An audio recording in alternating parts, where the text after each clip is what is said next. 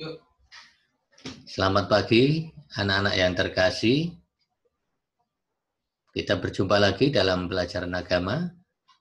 Pak Gus berharap kalian sudah siap untuk mengikuti pelajaran agama, pelajaran yang kedua bagi kelas 9 yang berjudul Beragama sebagai Tanggapan atas Karya Penyelamatan Allah. Anak-anak yang terkasih, kita harus bersyukur karena kita sudah memilih dengan bebas agama kita. Dan kita saling menghargai satu sama lain. Melalui pelajaran kedua ini, beragama sebagai tanggapan atas karya keselamatan Allah, kita mau mencoba mendalami tentang beragama yang baik. Nah, Indonesia terdiri dari berapa agama? Banyak ya, tetapi yang diakui pemerintah 6. Ya, ada Islam, ada Katolik, ada Hindu, ada Buddha, ya, yang baru Konghucu. Baik anak-anak, jangan lupa nanti supaya kalian dapat channelnya Pak Gus, bisa subscribe ya, karena dengan demikian kalian nanti dapat kiriman otomatis ya. Oke, dan jangan lupa like-nya. Oke. Baik, kita awali dengan berdoa terlebih dahulu. Dalam nama Bapa dan Putra dan Roh Kudus. Amin. Ya Tuhan, kami mengucap syukur atas segala berkat rahmat-Mu yang boleh kami terima pada hari ini. Kami bersyukur karena kami boleh mencintai Engkau, menghayati iman kami melalui hidup beragama sesuai dengan pilihan bebas kami. Kami bersyukur melalui Yesus Putramu yang tunggal, kami Kau perkenankan mengenal-Mu sebagai Allah lebih dekat dalam rupa Yesus Kristus. Tuhan, sekarang kami akan belajar, semoga dengan berkat dan terang Roh Kudus-Mu, kami semakin memahami karya dan keselamatan-Mu melalui pilihan bebas kami tentang beragama. Akhirnya ya Tuhan, kami persembahkan segala usaha rencana kami dalam nama-Mu. Karena Engkaulah Tuhan pengantara kami. Amin. Dalam nama Bapa, Putra, dan Roh Kudus. Amin. Anak-anak, di slide kita bisa melihat Pak Gus paparkan tempat ibadah masing-masing agama. Mulai dari kiri yang tampak di depan kalian, ya, itu agama Kristen. Yang di tengah atas Hindu. Kemudian yang samping Islam. Terus bawahnya Katolik, lalu Buddha dan Konghucu. Nah, agamamu apa? Di mana tempat beribadahmu? Kalian bisa sesuai dengan agama masing-masing. Kita lanjut berikutnya. Nah, beragama sebagai tanggapan atas karya keselamatan Allah. Tentu kita melihat bangsa Indonesia itu bangsa yang kaya budaya, kaya agama. Nah, di Indonesia agama yang diakui ada 6. Ada Islam, Hindu, Buddha, Kristen, Konghucu, dan Katolik. Dan semuanya sebagai sesama umat beragama seharusnya bisa hidup berdampingan seperti gambar berikut ini. Rukun dan damai menghayati ajaran agama di dalam praktek hidup sehari-hari.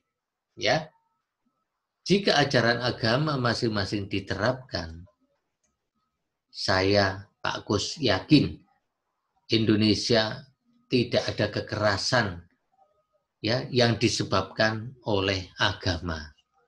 Nah, jadi beragama itu memberikan sumbangan yang positif untuk kesejahteraan hidup manusia, bukan justru menjadi kekhawatiran, ancaman bagi yang lain. Kita akan belajari anak-anak, tadinya masih tetap sama dengan pelajaran 1, yaitu memahami tentang Allah yang senantiasa berusaha menyelamatkan semua orang. Ya, Allah yang berusaha menyelamatkan semua orang yang ditanggapi dengan beriman dan beragama. Di dalam KD ini kita bisa melihat ada kata yang menarik menurut Pak Gus. Ya, Allah senantiasa berusaha. Loh, Allah saja berusaha ya ingin menyelamatkan manusia. Pertanyaannya, apakah manusia juga berusaha mau diselamatkan? Nah, ya. Jadi seperti dalam kegiatan pembelajaran ya, Bapak Ibu gurumu itu senantiasa membantu, berusaha agar kalian sukses pada akhir tahun pelajaran bisa naik kelas.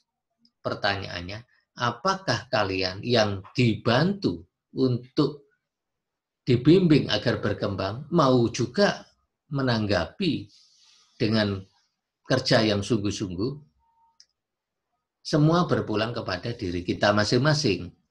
Oke ya. Bab 1 itu orang beriman menanggapi karya keselamatan Allah. Nah, kalau kita mengatakan diri sebagai orang beriman, tentu saja ada konsekuensinya, yaitu menanggapi karya keselamatan Allah. Apa itu menanggapi? Nah, menanggapi ya merespon, menindaklanjuti, menerapkan, ya. Nah, indikator yang mau didalami bersama Pak Gus yaitu yang pertama, kalian mampu menjelaskan macam-macam agama di Indonesia. Tadi sudah disinggung di awal. Menjelaskan alasan manusia menganut agama. Menggali dasar kitab sucinya dari Injil Lukas bab 18 ayat 9 sampai 14. Lalu menjelaskan cara yang dapat dilakukan untuk hidup toleransi. Dan yang kelima, menjelaskan cara yang benar untuk menyikapi jika terjadi intoleran dalam hidup bersama di tengah perbedaan. Ini kadang-kadang kita juga harus mempunyai cara untuk menyikapi perbedaan agama yang terjadi di dalam masyarakat. Anak-anak, yang perlu kita ketahui, sejak dahulu kala manusia dari segala bangsa menyadari adanya kekuatan gaib, ya, dan adanya pengakuan terhadap kuasa ilahi yang tertinggi dalam perjalanan hidup manusia. Jadi soal mengakui adanya kekuatan yang lebih tinggi, zaman dulu itu manusia sudah mengalami, menghayati. Nenek moyang bangsa Indonesia juga sejak dulu kala juga demikian. Jauh sebelum mengenal agama-agama yang ada sekarang ini, juga menyadari dan mengungkapkan kepercayaannya kepada Allah. Kekuatan yang lebih tinggi, bahkan tertinggi, dalam berbagai bentuk. Ya, kita bisa sering disebut mitos, ada upacara, ada ritual, dan sebagainya. Itu yang dilakukan ketika nenek moyang kita dulu.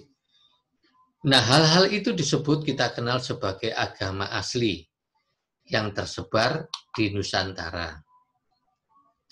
Apa itu agama-agama asli? Agama-agama asli Nusantara adalah agama kepercayaan nenek moyang suku bangsa Austronesia serta bangsa Papua yang telah ada di Nusantara sebelum masuknya agama-agama asing dari subbenua. Ada India, itu Hindu dan Buddha, ya Arab, ya membawa menyebarkan agama Islam, Portugis membawa atau menyebarkan agama Kristen dan Katolik, Belanda, Kristen Protestan, dan Tiongkok Konghucu. Beberapa dari agama asli masih hidup, baik yang murni maupun yang telah gabungan sinkretis dengan agama asing, umpamanya agama Hindu Bali,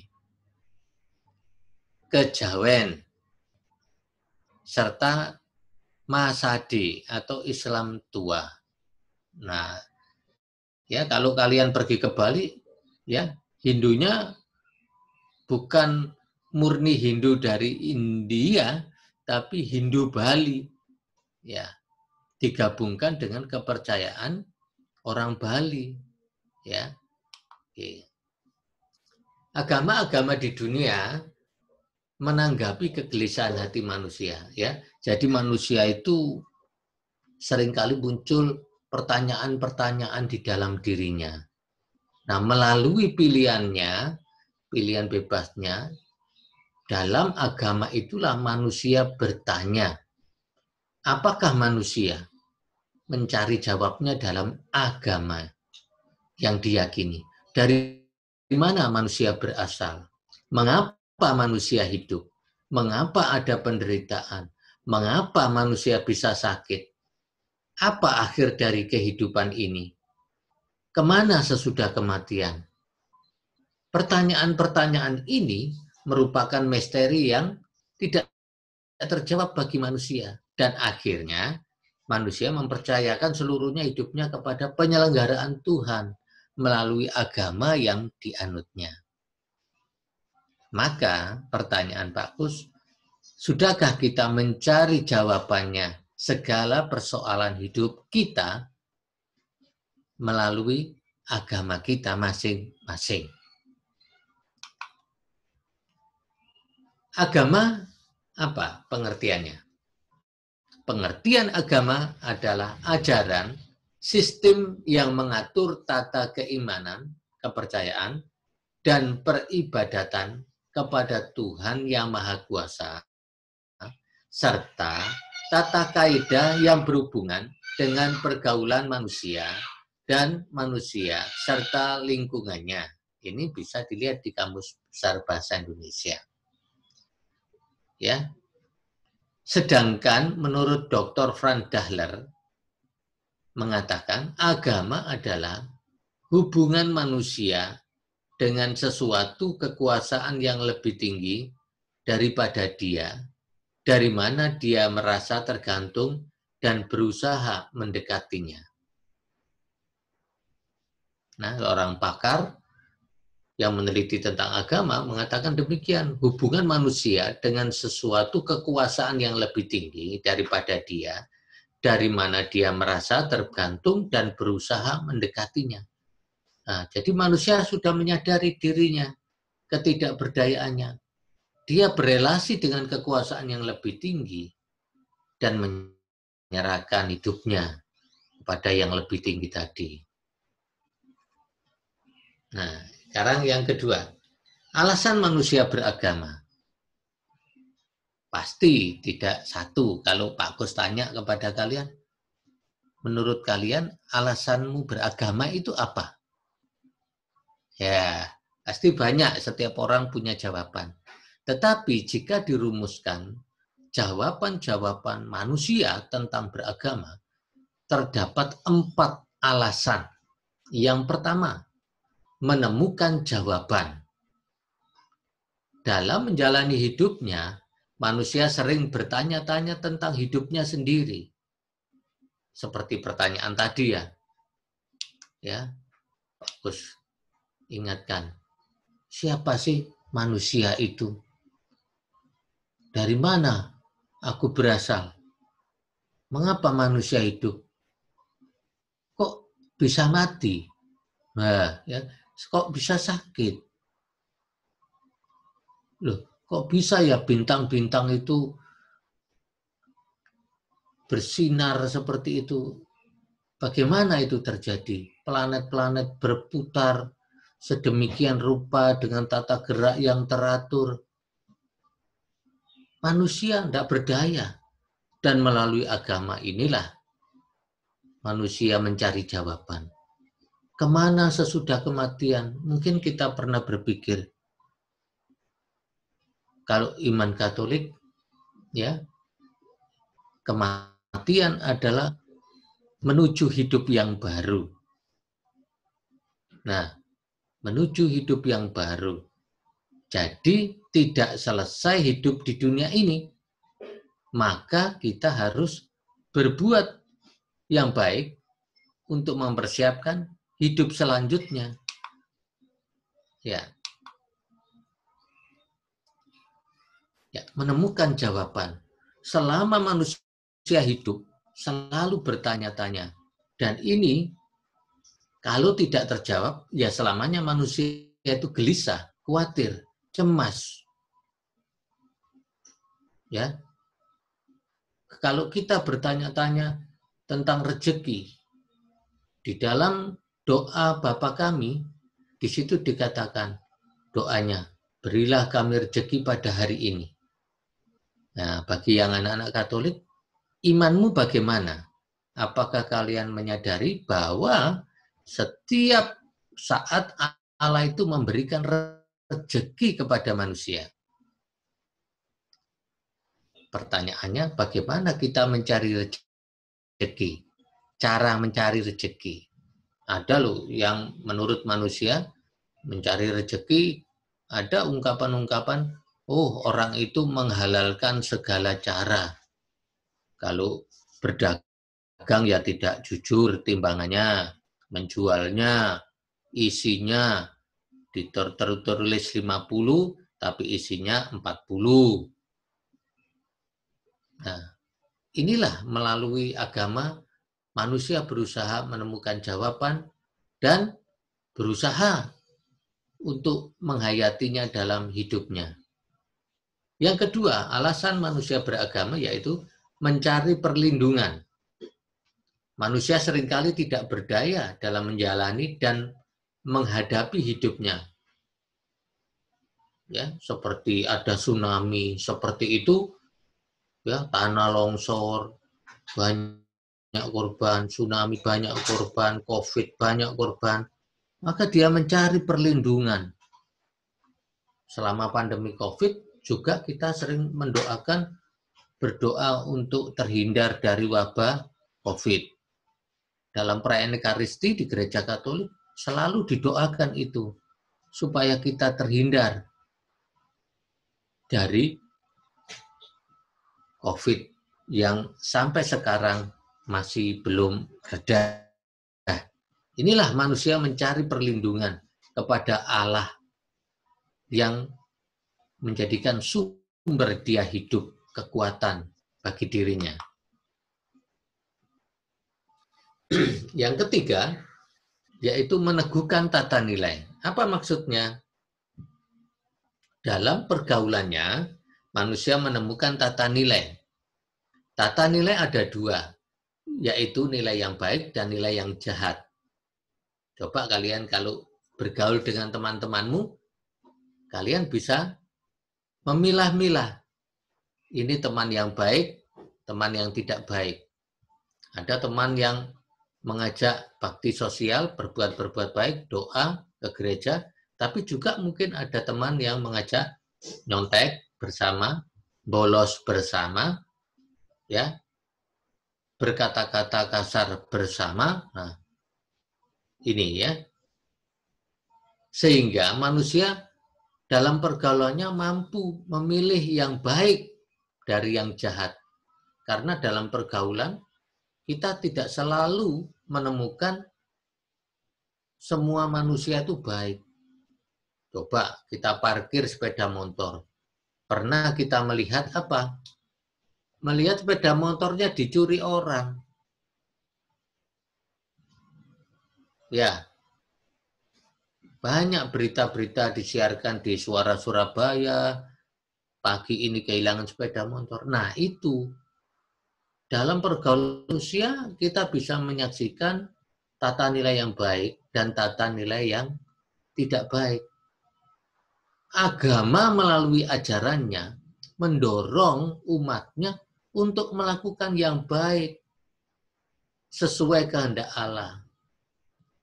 Nilai-nilai yang baik itu merupakan kehendak Allah, sedangkan yang jahat harus dihindarkan karena bukan dari Allah. Oke. Yang keempat, memuaskan kerinduan akan masa depan yang lebih baik. Jadi maksudnya hidup manusia itu selalu direfleksikan dan didialogkan dengan Allah. Sehingga manusia membuat gambaran masa depannya itu lebih baik. Hal inilah yang menjadikan manusia dihantar pada konsep surga dan neraka. Kita bisa masuk surga kalau berbuat baik. Kita masuk neraka jika berbuat jahat. Jadi meneguhkan tata nilai itu tadi mempersiapkan kerinduan di masa depan yang lebih baik. Oleh karena itu, maka kemampuan kita untuk membuat keputusan dalam hidup sehari-hari itu sangat menentukan. Tidak jarang kalau kita dalam pergaulan itu bergaul dengan teman-teman yang tanda petik suka meso, maka seringkali kita juga menjadi biasa meso. Tetapi kalau kita bergaul dengan teman-teman yang punya sifat sosial yang tinggi, kita juga termotivasi untuk melakukan hal yang sama. Pergaulan teman sebaya itu sangat berperan juga pembentukan karakter dirimu. Kalau di rumah sudah baik, bapak, ibu, papa, mama, ya, ayahmu, mamamu sudah melakukan pendidikan nilai di dalam keluarga, dan dilanjutkan kalian mempunyai keputusan yang baik, bisa memilih yang baik dari yang jahat, pasti kamu mempunyai karakter yang baik. Ya, kalau ada tantangan ya tidak mudah mengeluh, mau berjuang. Kalau ada kesulitan ya tidak terus ngelokro, menyerah, tetapi tetap harus berjuang. Karena apa? Ini semua merupakan dari usaha, ya, dari upaya kalian sendiri untuk bisa mewujudkan masa depanmu yang lebih baik melalui agama yang diyakini. Kemudian anak-anak, dari pelajaran ini beragama, kita bisa melihat perumpamaan yang disampaikan oleh Yesus dalam Injil Lukas bab 18 ayat 9 sampai 14. Ya, Lukas 18 ayat 9 sampai 14. Dalam perumpamaan ini dikisahkan bahwa ada dua pribadi yang berbeda.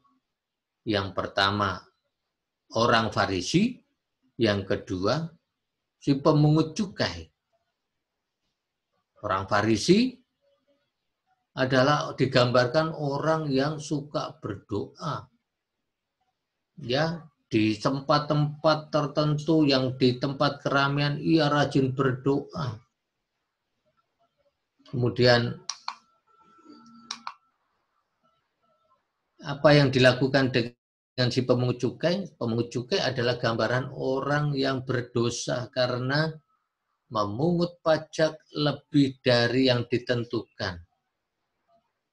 Dua pribadi ini digambarkan dalam Injil Lukas. Orang Farisi dengan sombongnya mengatakan dia tidak berdosa, dia orang yang baik, dia selalu berdoa. Tetapi di mata Allah, apakah ini yang dikehendaki? Sedangkan orang si pemungut cukai takut menghadapi hidupnya yang melakukan dosa tadi di hadapan Allah. Sehingga dia jauh-jauh kalau berdoa dari altarnya. Nah, ini gambaran orang Farisi dan gambaran pemungut cukai. Apa yang dapat dipetik dari Lukas 18 ayat 9 sampai 14, perumpamaan orang Farisi dan pemungut cukai? Yang pertama, sikap yang benar di mata Allah adalah dari sikap si pemungut cukai. Karena Allah memandang orang yang hina, yang kecil, yang miskin, jujur.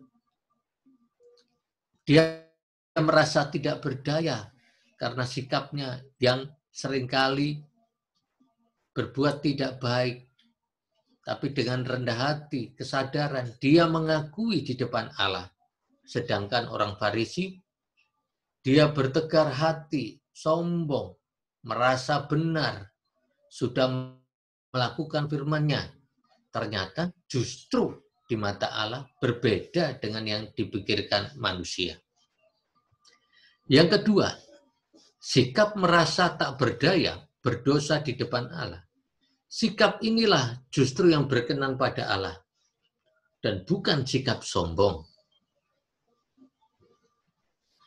Kadang-kadang tanpa disadari, kita juga sering melakukan itu.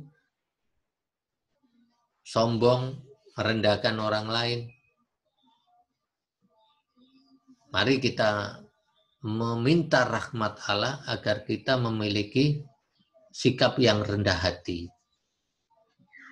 Sehingga kita dibenarkan di mata Allah. Ya. Kalau kita pernah menyadari, oh iya ya, aku masih bersikap demikian. Marilah kita melalui pelajaran agama ini kita refleksikan, oh ya, aku tidak boleh bersikap demikian. Aku harus memiliki sikap rendah hati. Yang ketiga, sikap si pemungut cukai adalah sikap beriman, mengandalkan Allah sebagai penolongnya. Sikap iman ini sesuai dengan konstitusi dogmatis Dei Verbum bab 6, yaitu penyerahan diri seutuhnya kepada Allah. Orang-orang yang tidak berdaya, berdosa, sudah menyerahkan seluruh hidupnya kepada Allah. Dia tidak mengandalkan kekuatan dirinya. Dia menyatakan dirinya, Tuhan, tolong aku orang berdosa, ampunilah aku. Nah, ini butuh sikap kerendahan hati. Dan Allah memandang sikap ini adalah sikap yang benar. Cara mewujudkan hidup yang toleransi. Nah, ini ya, bagaimana dalam hidup bersama itu kita mewujudkan hidup toleransi. Yang pertama, adanya sikap saling menghargai perbedaan agama dan keyakinan. Nah, jadi kalau di kelas, di sekolah itu berbeda-beda agama, ya enggak apa-apa. Memang Indonesia kaya budaya, kaya agama.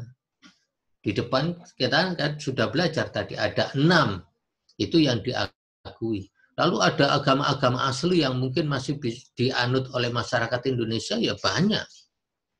Kita tetap menghargai saja. Ya. 2, tidak saling menjelek-jelekkan satu sama lain. Penting ini.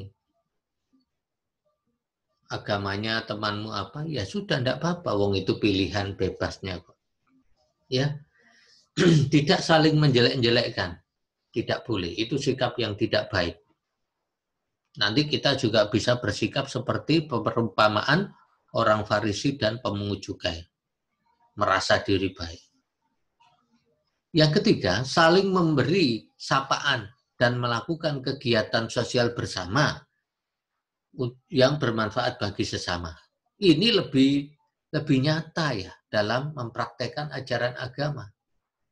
Tidak dengan berdebat, ya tidak dengan saling menyudutkan ajaran agama tertentu. Ya ini salah satu cara mewujudkannya, yaitu sikap saling menghargai, tidak menjelek-jelekan. Lalu action bersama tentang ajaran agamanya, bersatu. Pasti di setiap ajaran agama ada kebaikan-kebaikan untuk hidup bersama. Cara menyikapi intoleran di masyarakat. Kadang-kadang ini harus kita bijaksana dalam hidup. Nah, cara menyikapinya 1 atau A, harus rajin belajar dan mendalami ajaran agamanya masing-masing. Sehingga tidak jatuh pada pemahaman yang dangkal, fanatik, dan mau menang sendiri. Sikap yang mau menang sendiri seringkali menimbulkan konflik dengan sesama yang berbeda agama. Nah, ya toh, kalau kita berbeda agama, lalu kita tidak saling menghargai, yang terjadi adalah konflik. Yang kedua, mengamalkan ajaran agama dengan perbuatan baik yang nyata di masyarakat ketimbang berdebat soal ajaran agama. Ya, misalnya berperan aktif dalam mengembangkan keterampilan di masyarakat. Kalau usia kalian nanti mulai remaja dan dewasa, itu ada kegiatan Karang Taruna.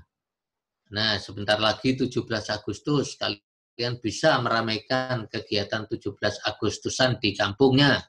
Ya, ikut kerja bakti, mengunjungi teman yang sakit, bermain dengan tetangga.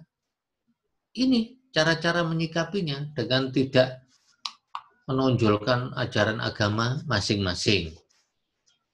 Nah, anak-anak, sekarang tiba saatnya penugasan.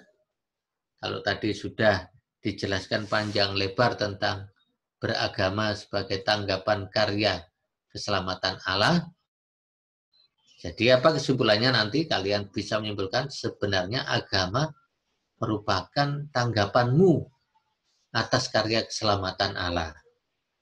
Ya. Jadi kamu menanggapi keselamatan Allah dengan beragama. Karena di dalam agama, di situ dijelaskan hal-hal yang membuat manusia khawatir. Ada jawabannya. Melalui kitab suci, masing-masing kalian bisa menemukan jawabannya. Manusia untuk apa hidup, kenapa manusia mati, apa yang terjadi setelah mati. Nah, rajin-rajin membaca kitab suci ya. Masuk penugasan. Ada 5 pertanyaan dari Pak Gus. 1. Jelaskan pengertian agama. 2. Jelaskan 4 alasan manusia beragama. 3. Jelaskan cara mewujudkan hidup toleransi dalam hidup beragama. 4. Jelaskan cara menyikapi intoleransi dalam masyarakat. 5. Jelaskan dasar kitab suci tentang perumpamaan orang Farisi dan pemungut cukai. Oke anak-anak, demikian ya pelajaran kita hari ini.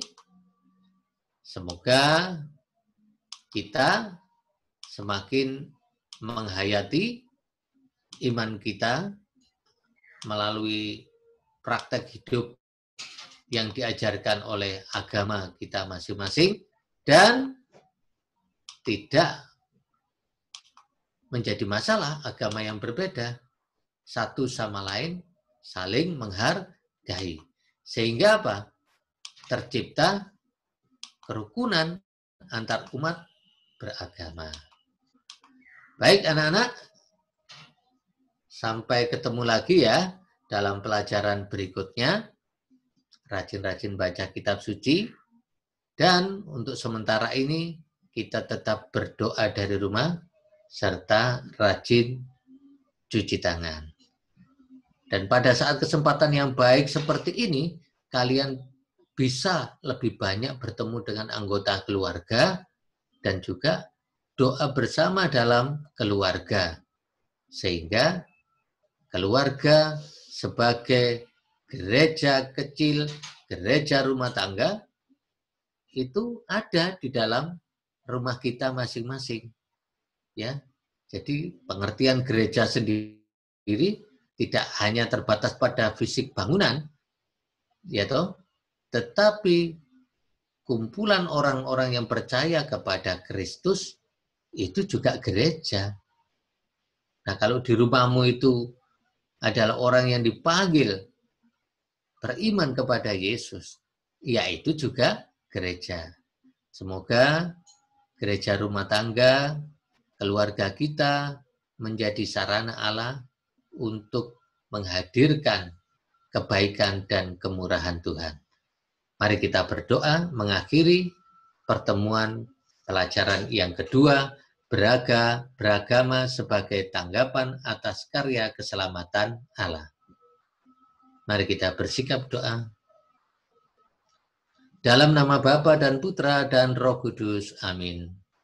Tuhan Bapa yang penuh kasih, kami mengucap syukur, kami boleh menyadari apa arti beragama, dan apa yang harus kami lakukan sebagai orang yang beragama, menerapkan ajaran-ajarannya dengan benar seturut kehendak-Mu. Kami Kau panggil menjadi orang Kristiani, maka bantulah kami dengan rahmat-Mu, agar kami boleh memancarkan kasih, kemurahan, dan kebaikan-Mu di tengah sesama kami.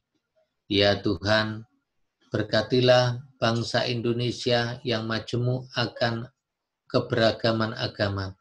Semoga mereka semua dapat bersatu padu, saling menolong, saling menghargai, untuk mengatasi masalah-masalah duniawi ini, khususnya masalah pandemi COVID-19 ini. Tuhan, berkatilah para tenaga medis, para dokter, TNI, pemerintah yang telah berusaha dengan keras, dan terutama masyarakat, agar kami semua bersatu padu untuk saling tolong-menolong, menghayati ajaran hidup kami, iman kami, dengan perbuatan-perbuatan baik. Tuhan, kami persembahkan segala doa kami kepadamu karena Engkaulah Tuhan dan Juru Selamat kami. Amin. Dalam nama Bapa dan Putra dan Roh Kudus. Amin. Sampai jumpa anak-anak. Jangan lupa tetap dikerjakan tugas-tugasnya. Seperti biasa, Pak Gus nanti pada periode tertentu akan berjumpa dengan kalian bertatap muka melalui Zoom meeting, ya, sehingga melalui pertanyaan-pertanyaan yang diajukan Pak Gus dengan model pembelajaran Zoom meeting, Pak Gus bisa tahu kalian mengikuti dengan baik, paham, benar atau tidak waktu kita bertemu nanti.